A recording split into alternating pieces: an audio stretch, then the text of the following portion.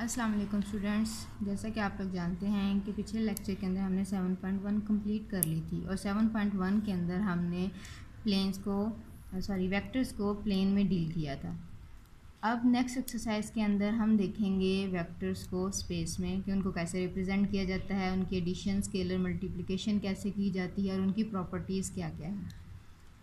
इसके अंदर सबसे पहले हम देखते हैं right hand rule. Right hand rule क्या है?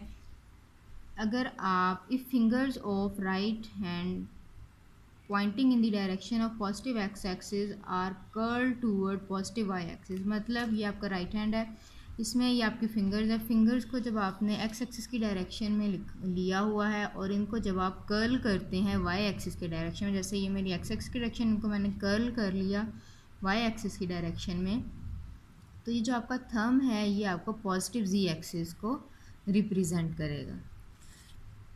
उसके बाद नेक्स्ट हम देखते हैं आपके पास कोऑर्डिनेट सिस्टम है। इसमें 3 कोऑर्डिनेट्स होंगे एक्स वाई। स्पेस के अंदर जो कोऑर्डिनेट सिस्टम होता है उसमें हम 3 कोऑर्डिनेट लेते हैं एक्स वाई और जी। इसमें अगर आप कोई भी पी पॉइंट को ले रहे हैं तो ये जो पी पॉइंट है इसका एक्स एक्सिस से अगर हम ए डिस्टेंस ले रहे हैं, वाई एक्सिस से बी डिस्टेंस ले रहे हैं, जी एक्सिस से सी डिस्टेंस ले रहे हैं, इस पॉइंट पी को हम रिप्रेजेंट करेंगे ए कोमा बी कोमा सी और इसको हम कहेंगे ऑर्डर ट्रिपल। जैसे हम प्लेन में लेते हैं ऑर्डर पेयर, यहाँ स्पेस में आ जाएगा ऑर्डर ट्रिपल।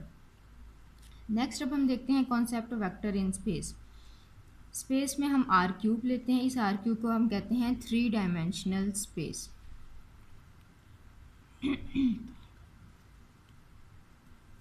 3 dimensional space. अब आर क्यूब के अंदर ये पॉइंट है एक्स वाई जी। इसके अंदर एक्स वाई और जी जो हैं ये रियल नंबर्स हैं। नेक्स्ट अब हम करते हैं एक्स वाई जी को रिप्रेजेंट करेंगे किसी भी पॉइंट पी से। जैसे अगर हमने स्पेस के अंदर एक पॉइंट ले लिया है पी, एक्स वाई जी जो है वो इस पी के कोऑर्डिनेट्स हैं। अगर हम इसको वेक्टर फॉर्म में लिखेंगे तो ओ ओरिजिन है, ओ से जब हमने ओ पी पोजीशन वेक्टर लिया, पोजीशन वेक्टर को हम यू से रिप्रेजेंट कर रहे हैं और इसको हम फिर इस फॉर्म में लिखेंगे स्क्वायर ब्रैकेट्स के अंदर।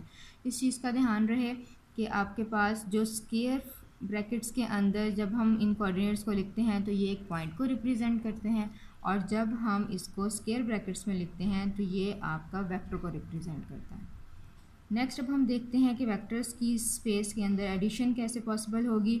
यहाँ पे हम u अगर एक वेक्टर ले रहे हैं और एक v वेक्टर ले रहे हैं, u के कोऑर्डिनेट्स एक्स वाई जी हैं और v के एक्स डैश वाई डैश और z डैश हैं, तो इनको ऐड कैसे करेंगे? x के अंदर x का कोऑर्डिनेट ऐड होगा, y में y का और z में z का। यहाँ पास x plus x dash comma y plus y dash comma z plus z dash आ जाएगा। नेक्स्ट अब हम देखते हैं इनकी स्केलर मल्टीप्लिकेशन। स्केलर मल्टीप्लिकेशन क्या है? आपने एक u वेक्टर लिया एक्स वाई जी और अल्फ़ा आपने एक रियल नंबर ले लिया, तो जब अल्फ़ा को हम u से मल्टीप्लाई करेंगे तो ये आपके पास अल्फ़ा आपके हर कोऑर्डिनेट के साथ मल्टीप्लाई हो जाएगा।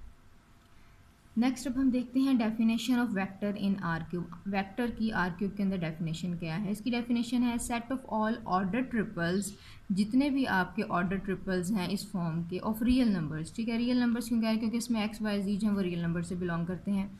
तो आपका एक ऐसा सेट जिसमें तमाम के तमाम ऑर्डर ट्रिपल्स आ जाते हैं together with the rule of addition and scalar multiplication, और उस सेट के ऊपर हम तो एडिशन और स्केलर मल्टीप्लिकेशन का रूल भी अप्लाई हो रहा हो, तो वो जो आपका वेक्टर्स का सेट है आर क्यूब के अंदर उसको हम जो है वो वेक्टर्स कहेंगे। And x comma y comma z जो है वो इसके क्या कहलाएंगे? कंपोनेंट्स कहलाएंगे, और उसको हम इस तरह रिप्रेजेंट करेंगे। नेक्स्ट अब हम कुछ प्रॉपर्टीज़ देख लेते हैं वेक्टर्स की।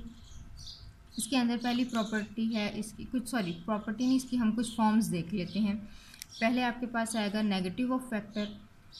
नेगेटिव ऑफ वेक्टर क्या है कि हमने जो भी वेक्टर था उसको नेगेटिव साइन से मल्टीप्लाई कर दिया है, तो इससे क्या होगा कि आपके अंदर जितने भी कोऑर्डिनेट्स हैं वो सब के सब जो हैं वो माइनस साइन से मल्टीप्लाई हो जाएंगे। नेक्स्ट फिर आता है डिफरेंस ऑफ टू वेक्टर्स। अगर आपने दो वेक्टर्स का डिफरेंस लेना है तो आपने एक वेक्टर हमने v लिया और एक हमने w लिया, ये इनकी कोऑर्डिनेट्स हो गए x dash y dash and z dash v के कोऑर्डिनेट्स हैं और x double dash y double dash और z डबल डैश w के कोऑर्डिनेट्स हैं। इनका डिफरेंस लेने का मतलब यही है कि आप एक वेक्टर ले लें और दूसरे का नेगेटिव वेक्टर ले लें और उन दोनों को ऐड कर दें, तो ये आपके कोऑर्डिनेट्स हैं, इनके हर कोऑर्डिनेट का आपस में डिफरेंस आ जाएगा। नेक्स्ट ज़ीरो वेक्टर क्या होता है? वो वेक्टर जिसके तीनों कोऑर्डिनेट 0 0 0 हों, उसको हम ज़ीरो वेक्टर कहते हैं।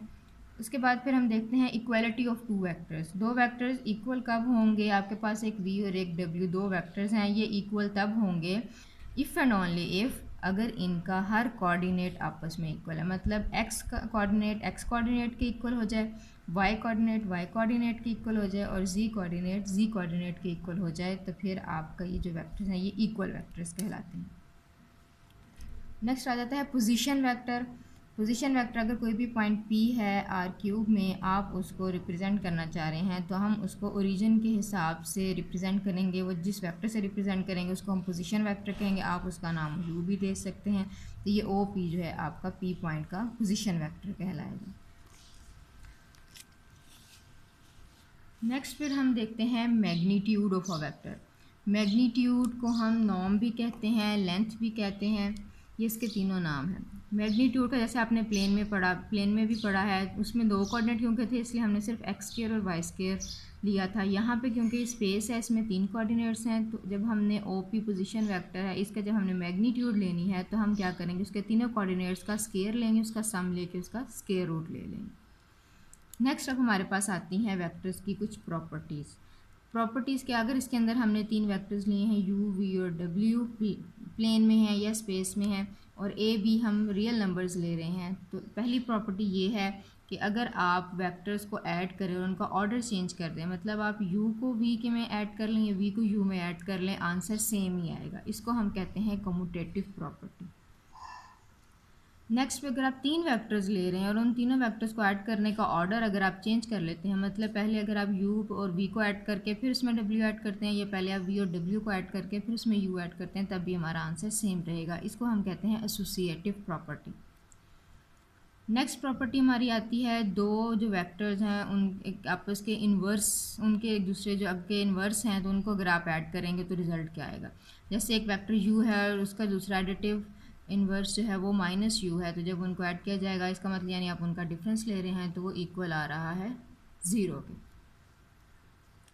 नेक्स्ट फिर अब हम देखते हैं फोर्थ प्रॉपर्टी है, आप दो वेक्टर्स को ऐड करें और साथ एक स्केलर मल्टीप्लाई हो रहा है, तो वो जो स्केलर है वो अंदर जाके दोनों वेक्टर से अलग-अलग मल्टीप्लाई हो जाएगा। इसको हम डिस्ट्रीब्यूटिव प्रॉपर्टी कहते हैं। इसी तरह स्केलर मल्टीप्लिकेशन आ जाती है कि अगर आपके पास दो स्केलर हैं a b और वो u से मल्टीप्लाई हो रहे हैं, पहले आप b को u से मल्टीप्लाई करके a से मल्टीप्लाई कर लें, या पहले a b दोनों स्केलर्स को आपस में मल्टीप्लाई करके फिर u वेक्टर से मल्टीप्लाई कर लें, तो भी आंसर सेम आ जाएंगे। इसके प्रूफ बुक पे दिए गए हैं, वो आपने खुद करने हैं, और अगर आप में कोर्स में कोई प्रॉब्लम हो तो आप डिस्कस कर सकते हैं। नेक्स्ट फिर हम देखते हैं another notation for representing vectors in space. Vectors को स्पेस में रिप्रेजेंट करने का एक और तरीका, वो क्या है, वो है यूनिट वेक्टर्स। अगर आप उसको यूनिट वेक्टर्स की फॉर्म में रिप्रेजेंट करना चाह रहे हैं, अब हमने x कोऑर्डिनेट, y कोऑर्डिनेट और z कोऑर्डिनेट्स ले ली हैं, और इसके अंदर आपको पता है x कोऑर्डिनेट x एक्सिस के अलॉन्ग जो यूनिट वेक्टर होता है वो i है, y एक्सिस के अलॉन्ग यूनिट वेक्टर j है, और z एक्सिस के अलॉन्ग यूनिट वेक्टर k है। अब इनकी वैल्यूज़ है, इसको जब हमने वेक्टर फॉर्म, इसको जब हम लिखेंगे वेक्टर फॉर्म में, तो हमारे पास 1 कोमा, क्योंकि एक्स एक्सिस पे लाई कर रहा है, एक्स एक्सिस पे y और z की वैल्यू 0 होती है, तो ये आपके पास 1 कोमा 0 आ जाए। इस तरह j वो y एक्सिस पे लाई करता है, तो उसमें हमारे पास x और z की वैल्यू 0 हो जाएगी। और इसी तरह k जो है उसके वो k में 0 0 कोमा 1 आ जाएगा, उसमें z, इसमें हम x और y की वैल्यू 0 हो जाएगी। उसके बाद अब हम देखते हैं इनकी मैग्नीट्यूड। आई की मैग्नीट्यूड इज इक्वल्स टू, अब मैग्नीट्यूड लेने का तरीका जैसे मैंने आपको ऊपर बताया है, तीनों कोऑर्डिनेट का स्क्वायर करके उनका सम करके स्क्वायर रूट ले रहे हैं। ये आपके पास आ जाएगा 1 square plus 0 square plus 0 square, square root लेंगे, 1 का स्क्वायर 1 ही होता है, उसका स्क्वायर रूट लेंगे तो 1 आंसर आ जाएगा। इस तरह जे और के की मैग्नीट्यूड भी 1 आ जाएंगी। तो ये आई जे के क्योंकि इनकी मैग्नीट्यूड्स 1 है, इसलिए ये हमारे पास यूनिट वेक्टर, यूनिट का मतलब 1 होता है, ये हमारे पास यूनिट वेक्टर्स कहलाते हैं along x axis, y axis and z axis. अब देखिए इनको लिखने का क्या तरीका है। यू वेक्टर हमने लिया, यू वेक्टर को हमें पता है एक्स कोमा वाई कोमा जी की फॉर्म में लिखा है। अब हम इसको ऐसे लिख सकते हैं x comma zero plus zero comma y comma zero plus zero comma z. इससे ये होगा जब आप इनको सबको ऐड करेंगे तो आपके पास यही चीज़ आ जाएगी, एक्स वाई और जी आ जाएगा। इसको हमने ओपन करके लिख लिया।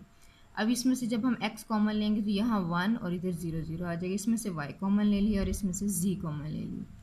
अब ये आपके पास i यूनिट वेक्टर की वैल्यू है, ये j की वैल्यू है और ये k की वैल्यू है।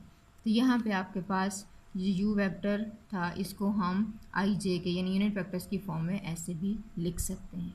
और अगर इसको आप देखेंगे कि इसका सम कैसे लिया जाएगा तो इसका भी सम ऐसे ही लिया जाएगा कि x कोऑर्डिनेट को x कोऑर्डिनेट में ऐड करेंगे, x plus x dash into i plus y dash into j plus z dash into k. Next फिर हम इसके बाद हम देखते हैं distance between two points in space.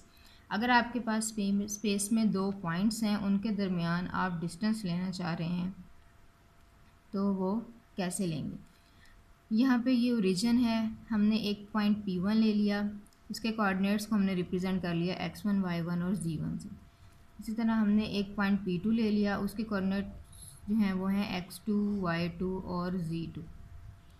OP1 position vector हो गया P1 का, OP2 पोजीशन वेक्टर हो गया P2 पॉइंट का, और ये P1 और P2 के दरमियान जो पोजीशन वेक्टर है ये है P1 P2 वेक्टर है। P1 P2 ये वेक्टर है। OP1 OP2 are position vectors of point P1 and P2। ठीक है, ये OP1 और OP2 जो है P1 और P2 के पोजीशन वेक्टर्स हो गए। अब हमने ये P1 और P2 के दरमियान डिस्टेंस फाइंड करना है, यानी हमने P1 और P2 वेक्टर हमने पहले ले लेंगे। ये कैसे लेंगे वेक्टर आपको पता ही है, हम P2 के पोजीशन वेक्टर में से P1 के पोजीशन वेक्टर को माइनस कर देंगे। ये हमारे पास आ जाएगा x2 minus x1 y2 minus y1 z2 minus z1। अब इनके दरमियान डिस्टेंस लेना है। डिस्टेंस का फार्मूला यानी हमने इनकी मैग्नीट्यूड फाइंड कर लेंगे, जो हमारे पास वेक्टर आ गया है। ये फार्मूला आपका बन जाएगा x2 माइनस x1 का square plus y2 minus y1 का square plus z2 minus z1 का स्क्वायर, और इसका हम स्क्वायर रूट ले लेंगे। इसको कहते हैं डिस्टेंस फार्मूला।